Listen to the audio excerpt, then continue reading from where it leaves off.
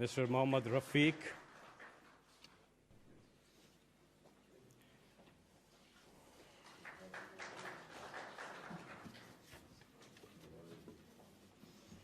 امید ہے ایسی بستی کی جہاں جھوٹ کا کاروبار نہ ہو، دہشت کا بازار نہ ہو، جینا بھی دشوار نہ ہو، مرنا بھی آزار نہ ہو۔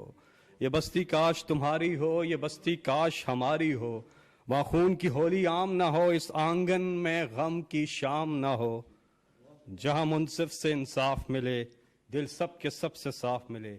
ایک آس ہے ایسی بستی کی جہاں بھوک سے روٹی سستی ہو۔ ایک بار سب مل کے درود شریف پڑھ لیجئے گا جی۔ اللہم صلی علی محمد وعلی آل محمد کما صلیت علی ابراہیم وعلی آل ابراہیم انک حمید مجید۔ اللہم بارک علی محمد وعلی آل محمد کما بارکت علی ابراہیم وعلی آل ابراہیم انک حمید مجید۔ خواتین و حضرات، وزیر اعظم پاکستان۔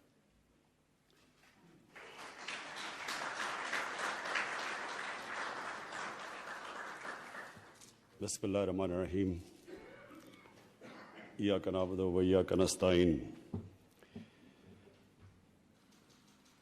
آج سے 35 سال پہلے میں نے فیصلہ کیا شوکت ہرم کینسر ہاسپٹل بنانے کا، اور وہ کیوں فیصلہ کیا کہ اپنے گھر میں کینسر کی تکلیف دیکھی، اور پھر دیکھا کہ کینسر کا کتنا مہنگا علاج ہے، اور پھر یہ دیکھا کہ پاکستان میں کوئی اسپیشلائز کینسر ہاسپٹل بھی نہیں، اور یہ ریئلائز کیا کہ ایک عام آدمی اگر ہاسپٹل ہوتا بھی تو اس کے پاس کبھی اتنا پیسہ نہیں ہونا تھا کینسر کا مہنگا علاج کروانے کے لیے۔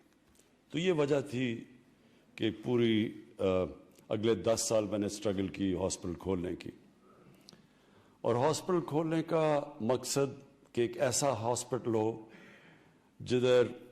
جس گھر میں کینسر کی تکلیف ہو وہ اس ہاسپٹل میں جا سکیں اور ان کو یہ فکر نہ ہو کہ ہمارے پاس کینسر کے مہنگے علاج کے پیسے نہیں ہیں۔ تو یہ وجہ تھی، اور جب کینسر ہاسپٹل کھلا آج سے 25 سال پہلے، تو مجھے اس کی سب سے بڑی خوشی یہ تھی، وہ بیچارے لوگ جو کبھی سوچ بھی نہیں سکتے تھے کینسر کا علاج کروانے کے لیے، وہ اس ہاسپٹل میں آج بھی آتے ہیں، اور ان کا علاج مفت ہوتا ہے، اور ان کو مکمل طور پہ ایک وہ ٹریٹمنٹ ملتی ہے جو ایک طرف پیسے والے کو ٹریٹمنٹ مل رہی ہوتی ہے اور ایک طرف مفت علاج پہ ان کو ٹریٹمنٹ مل رہی ہے۔ کوئی ڈاکٹرز نرسز فرق نہیں کرتے انسانوں کے اندر، ایک ہی طرح کا علاج ملتا ہے۔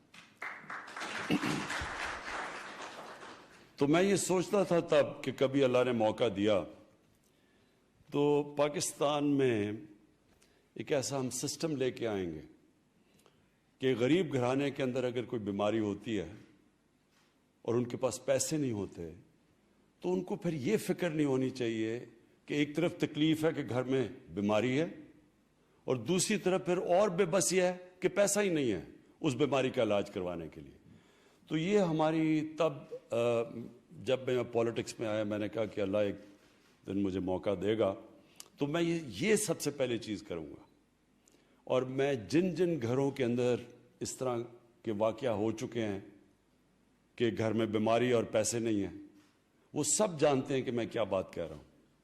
اس سے بڑی ایک گھر میں بے بسی کا عالم نہیں ہوتا، اور کینسر کے اور جتنا مہنگا علاج ہوتا ہے وہ بیچارے لوگ اپنا سب کچھ بیچ بیٹھتے ہیں، مقروض ہو جاتے ہیں، قرضے چڑھ جاتے ہیں گھر کے اوپر۔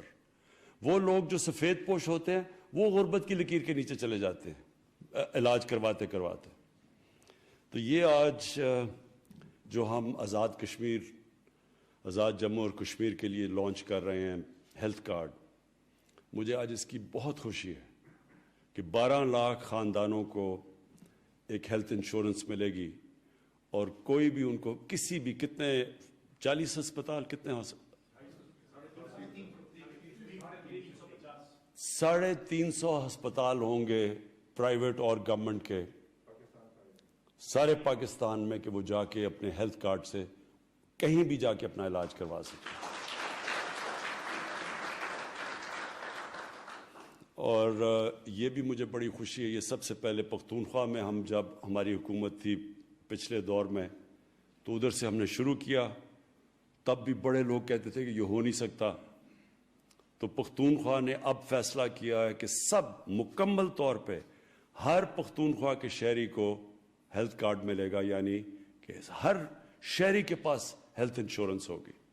پنجاب میں 60 لاکھ خاندانوں نے کو پنجاب گورنمنٹ اب تک دے چکی ہے ہیلتھ کارڈ, اور ان کی بھی کوشش ہے کہ 2021 کے آخر تک ہر خاندان کے پاس ہیلتھ کارڈ ہوگا. اور میں یہ آزاد کشمیر کا میں اس لیے خوش ہوں کہ دوسری طرف کشمیر میں لوگوں کو پتہ چلے گا جو آج کل بڑی مشکلوں میں ہیں, جن کے اوپر ایک فیشسٹ ایک وہ حکومت جو سب سے زیادہ ظالم حکومت ہے مسلمانوں کے لیے اور کشمیریوں کے لیے, ان کو ایک پیغام جائے گا کہ دیکھیں ہم اپنے لوگوں کو کیسے رکھتے ہیں, کہ کس طرح کی ہم سہولت دے رہے ہیں. اور یہ آپ کو حیرت ہوگی کہ وہ ملک جو بڑے امیر ملک ہیں, ڈیولپڈ نیشنز جن کو کہتے ہیں, وہاں بھی یونیورسل ہیلتھ کوریج نہیں ہے. جو آج ہم پاکستان کرنے جا رہے ہیں وہ ادھر ان ملکوں میں بھی نہیں ہے جن کی پر کیپٹا انکم ہمارے سے بہت زیادہ ہے.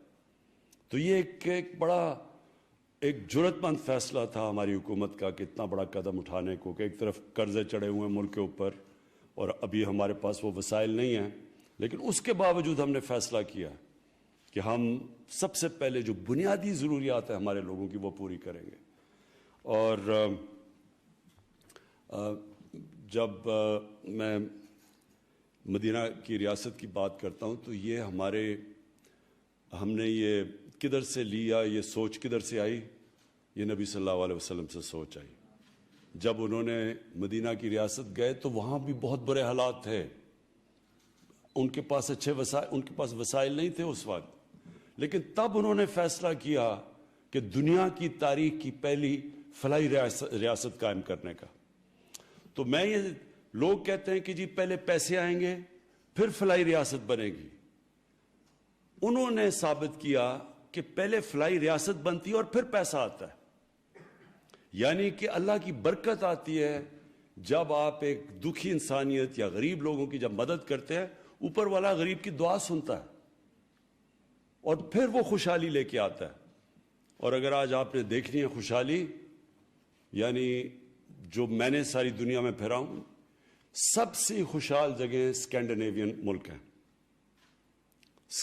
جو اسکینڈینیوین ریپبلک, یہ جو 3 ملک ہیں, ڈنمارک, سویڈن اور ناروے, آپ کو حیران ہوں گے دیکھ کے کہ وہاں کس طرح کی یعنی کیسی ایک فلاحی ریاست کام کرتی ہے.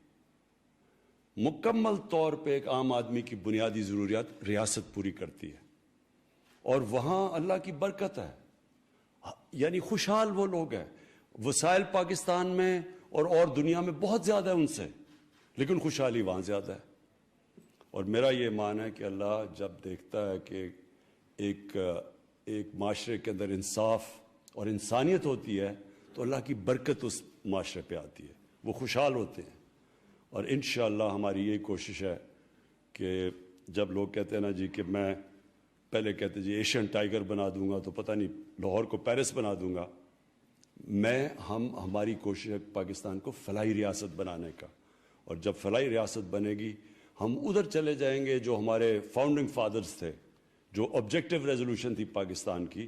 وہ آج سے جب پاکستان بنا تھا آبجیکٹیو ریزولوشن میں لکھا تھا کہ پاکستان نے ایک اسلامی فلاحی ریاست بننی تھی. ہم اس سے دور چلے گئے, اور اب ہماری کوشش ہے کہ واپس جو ہمارا مقصد تھا اس ملک کو بنانے کا, اس مقصد کے اوپر واپس آئیں. اور آج یہ بہت بڑا قدم ہم نے اٹھایا اس طرف.